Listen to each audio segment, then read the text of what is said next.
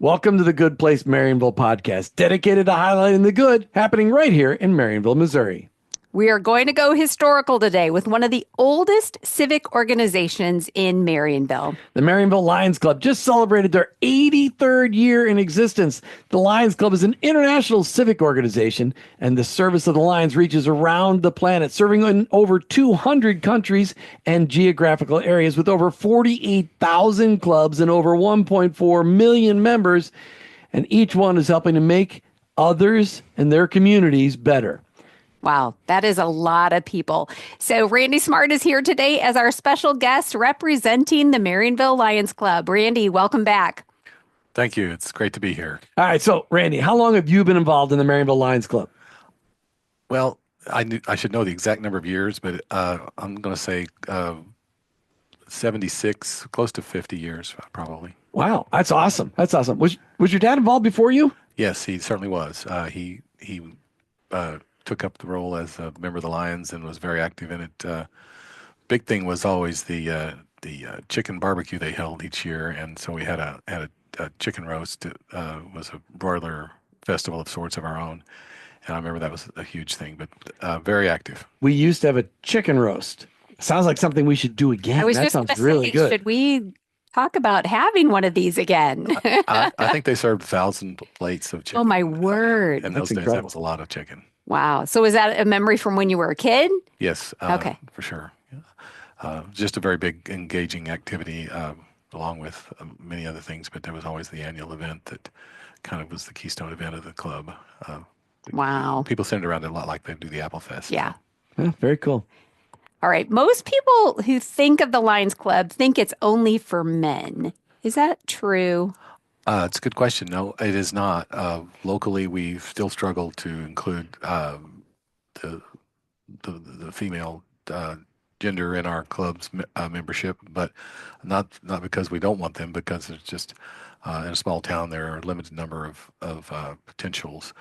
But we definitely do embrace, and the clubs of America are rich with the presence of ladies who come from their businesses or their communities and participate, and they're very devoted and probably some of the best leaders of our clubs today. Okay, so I know we have a lot of ladies watching this show. So listen up to what the Lions Club does and how you can specifically get involved, because I do know that it is a great opportunity. Now, Jim and I, we tend to, on some things, divide and conquer, so we don't both go, but I, still right there with you guys and whatever you're doing, and I love supporting it. So, ladies, there's a seat for you at the table. Absolutely. Mitzi from the pharmacy joined just recently, and it's great to have her there. And so if you know Mitzi in the pharmacy, because most people, they go to the Marionville pharmacy, they know Mitzi. That's So right. she's part of the Lions Club. All right. So, Randy, what is the Lions Club known for worldwide? Well, we were commissioned by Helen Keller back in 1907, I believe it was, to be guardians and sisters of the blind and sight impaired people of the world, and we didn't have to take that on, but she saw us as a group of forward-thinking, very altruistic men that would want to have a cause. So she said, "Why don't we?" She latched onto us, and we latched onto her, and so the history was made then to go forward, and whether it's eyeglasses or eye surgeries or eye replacement therapies, all kinds of things are coming about as a result of Lions' direct involvement in the blind, helping the blind or the people who have difficulty with sight.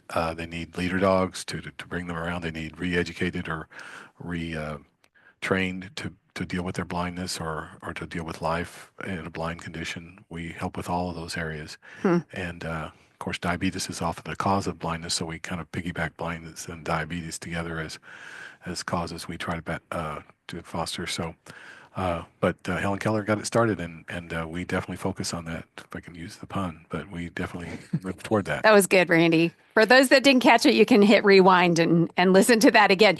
One of the things that I want to, we take for granted our vision until we don't have it. And so I love that there's such a focus on that. So for the Lions Club locally, like, I am sure it's hard to determine the best way to serve the community. What are some of the ways that the Marionville Lions Club has helped out the community in recent years?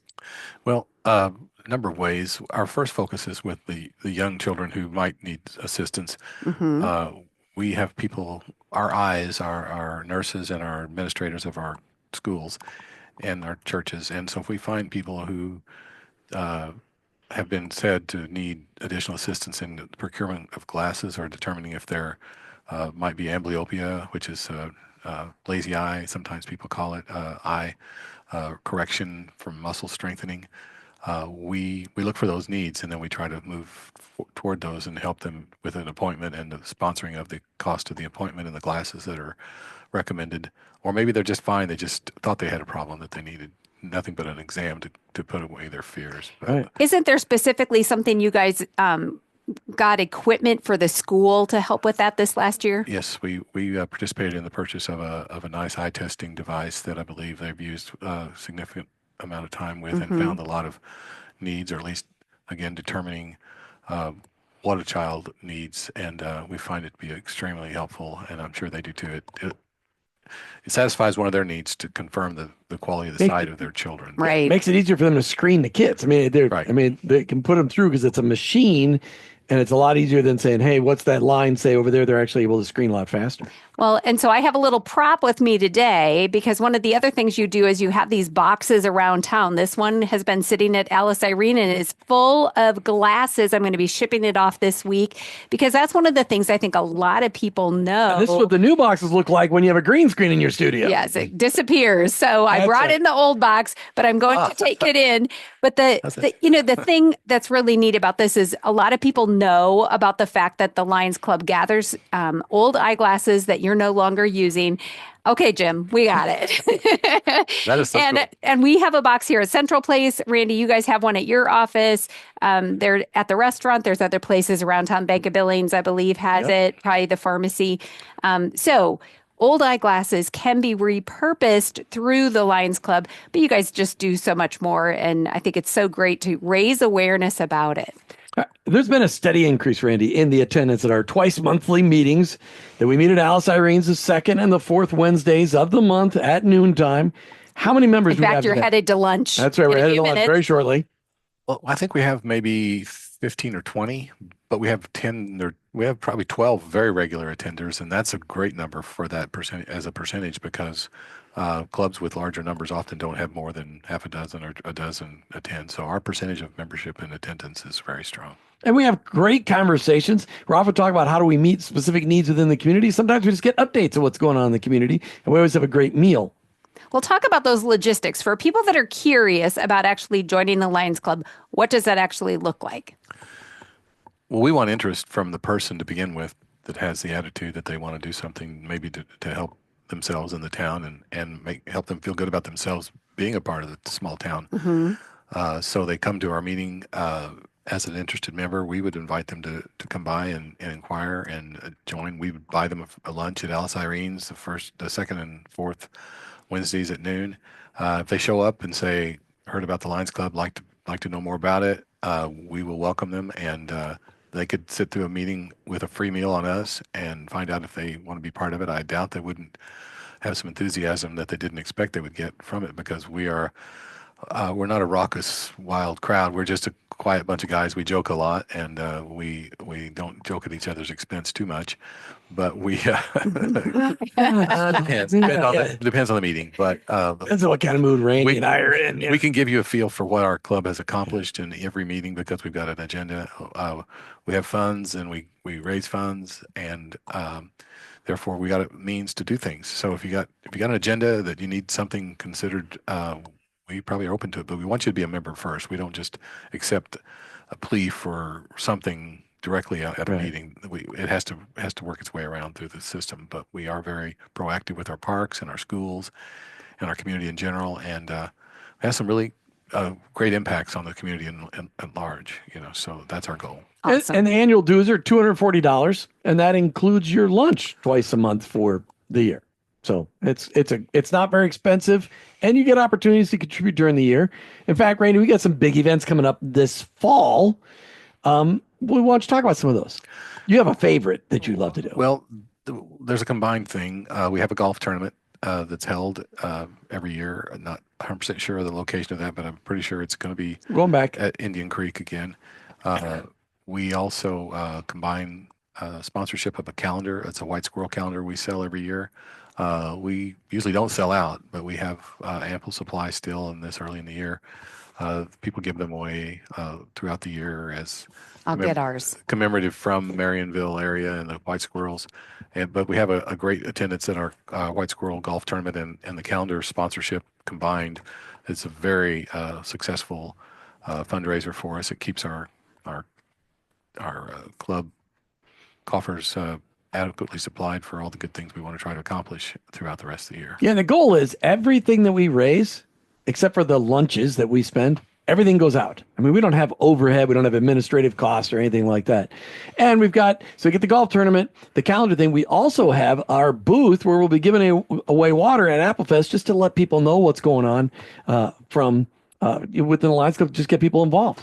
So if people are watching right now and they are intrigued to take the next step and come to a lunch and learn more, do they need to contact somebody? Should they just show up? What's your recommendation, Randy? Let's throw Aaron in this. Call Aaron. Aaron Head. You're saying if they want to become a part or want to check us out? To the lunch, should they just show up, or do you want them to call somebody? I encourage them to show up or call myself or Aaron Head at the Bank of Billings. He's easily available, and he's our president and has done a great job of leading our club back to a very strong presence, along with Jim and a few other energetic members we've added onto the roles. We have a lot of our leaders in our community involved, but we have a lot of ordinary citizens involved too. And not that citizens aren't leaders, but you don't have to be a high-profile person to participate. That's my point. And we welcome those because we always say that our members are the eyes of our community. So we want people, another set of eyes is always a great thing to see. Just as we have Misty with her eyes from her presence in a local business that serves in the pharmacy, she sees things sometimes that need addressed. And so we're glad to have those kind of eyes. So we'd love to have you. Second and fourth Wednesdays of every month at noon at Alice Irene's. All right, so now for some other good news around town. Jim, let's start with last night. You were at the high school for representing the Marionville Fire Department at Transition Night. Tell us the good news about that. Had several dozen kids and parents come through to meet tons of organizations designed to help seniors in high school transition out. And what do you do? What kind of help do they need? And it was just a great gathering together of organizations from all over Southwest Missouri that are there to help our students and families with that transition of going out of school and what's next. It was a fun night. Lots of great people there. The donuts were amazing. I don't know where they came from. I'll have to ask Shane today at lunch. Yeah, and their theme was Donut Miss Out. So that was a great thing. That's why? Yes.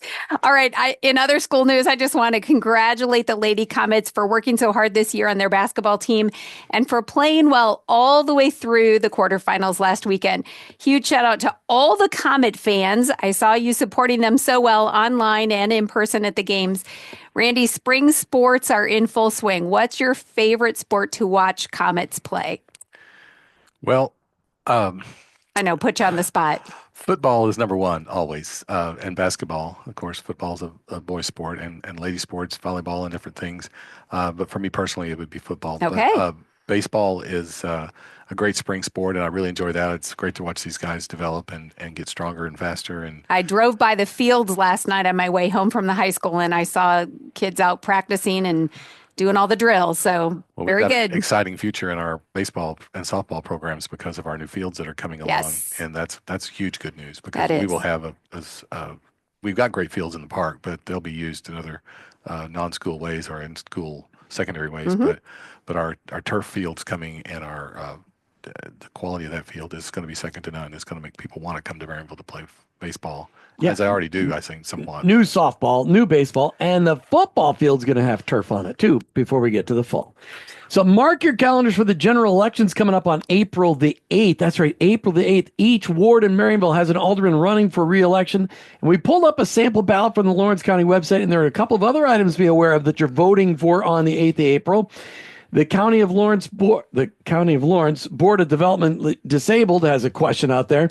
And Marionville School District has a director's election on the ballot. You're voting for 2 new directors. Yes, but there's 3 names on the ballot, so don't go unaware. You need to do a little research and see what you want to vote for. But make your voice known. Make sure to practice your voting rights at the general elections as well, because it's such an important part. Also in city news, this month's Alderman meeting is not on its usual night, but rather it's a week later on March 20th. So make sure to check the city calendar for all those details. And I will put that link in the show notes.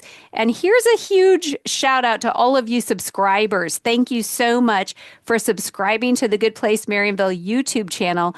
Because we've passed to the 100 subscriber mark, now when I say that I'm going to put links in the show notes, they're actually going to be clickable links. YouTube restricts that until you get to 100 subscribers. Little fun fact you probably didn't know, but now those links will be clickable. So keep on subscribing if you haven't yet, and make sure to click the notification button. We're so blessed to have a local community bank like the Bank of Billings right here in Marionville. They're great at banking and supporting their community through events like last night's at the high school. Member FDIC and equal housing lender. We are grateful to the Bank of Billings for sponsoring the Good Place Marionville podcast. And a shout out to Sarah Bird, because I had a great conversation with her last night. One day in the future, she might be right here on the Good Place Marionville podcast. I think she's got a future right there. Alrighty, in business news, Central Place right here has 2 offices currently for rent. It's a great place to work and focus on growing your business, cutting out the distractions if you're working from home, or cutting the commute to an office outside of town. So if you're interested in a tour, please message us on Facebook or call 417-677-8167. And Randy, if people rent Central Place, they could be your downtown neighbor, right? Absolutely, and we certainly welcome them. We've had several come and go, but we've got some great ones now, and a lot of good potential for the future. And we can always easy parking and easy in and out. Great people, and we will embrace anybody. We'd Awesome. love to have more people around here. Yes, we would. You know, in the parking lot at City Hall, there's a food pantry box. We'd like to encourage everyone listening to put some non-perishable food items in the box on a regular basis and help our neighbors that need a little extra help for their grocery bill right now. You know, in addition to canned goods and rice and beans, cereal, and peanut butter, some great ideas that you could include might be granola bars, single-serve applesauce, and jars of spaghetti sauce and pasta bags. Next time you go to the grocery store, I just want to encourage you to commit to getting a few extra things that you could drop off at City Hall. If the box is full, the City Hall staff will keep the food in the lobby and resupply it as it's needed. So I just encourage you to make that a priority.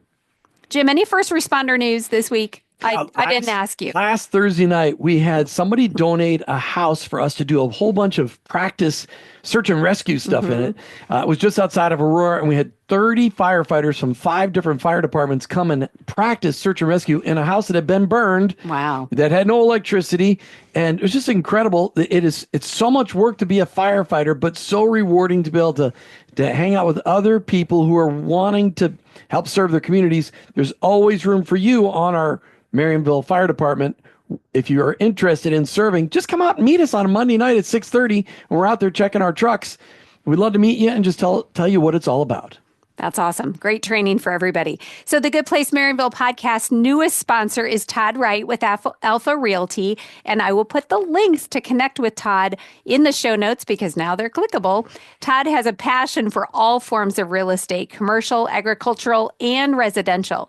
Thanks, Todd, for your work right here in Marionville and supporting this podcast. This Sunday night at 6 p.m., you're invited to attend a concert by the Sons at the Marionville Church of the Nazarene. Their well-known Branson career is now on the road and coming to Marionville. Randy, have you ever heard the Sons perform? I have not. I know if they've made it through the Branson filter that they have got to be amazing because the talent level down there is out the roof, and we take it for granted too often. So I'm sure they'll be a great group to hear. Yeah, most people don't know that the piano player at the Methodist Church in town used to be a piano player in Branson. And man, if you want to hear worship music on a piano, just like go all out. It's phenomenal. Just go attend at the Methodist Church just to hear the piano music. It's incredible. Randy Smart, thanks for being our guest today, representing the Marionville Lions Club. Thank you. It's been great to be here, and great to hear all the good things that are happening. And I believe Marionville's got a really strong present and even greater future. And a very special thank you to Todd Wright of Alpha Realty and the Bank of Billings for showing their support for the good happening here. Consider joining them and become a sponsor for a few shows, a quarter, or a whole season. You can contact us at goodplacemarionville@hotmail.com. Good news is easy to report. If you enjoy this podcast, please remember to subscribe to the YouTube channel and click the bell to be notified when each episode releases. And that good news can be reported at Good Place Marionville or goodplacemarionville@hotmail.com. Thank you for joining us for the Good Place Marionville podcast. Keep your eyes out for the good, and together we can celebrate Marionville.